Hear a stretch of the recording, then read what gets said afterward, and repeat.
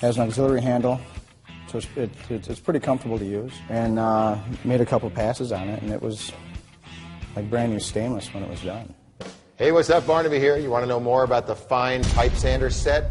Well, it's got a 3 1/4 amp motor. It's capable of sanding from 5/16 to 3 1/8, and it's got 6 speeds. But what we like to do is put tools like this into the hands of people that really know what they're doing, so they can tell us what the tool is all about. In this case, it's Tom Gohl. So, what do you do for a living?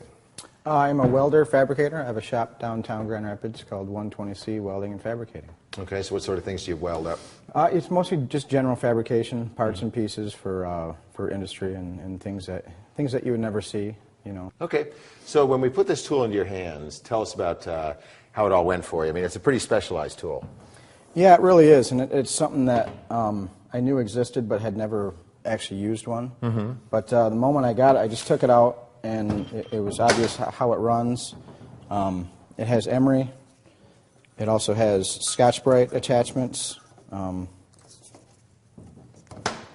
don't need any tools to put the grits in it, which is real nice. Has an auxiliary handle, so it's pretty comfortable to use. It's a heavy tool, but it needs to be. Has a simple switch on it with a delay. It doesn't just fire right up.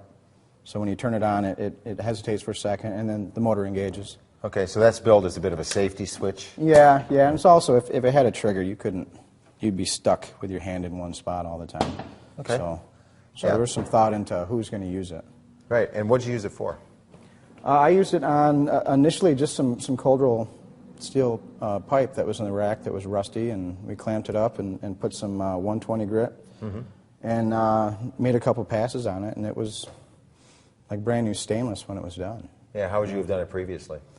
We'd just get a roll of emery paper and just wrap it around it, and manually pull the paper around the tube and spend hours. Right, as opposed to seconds.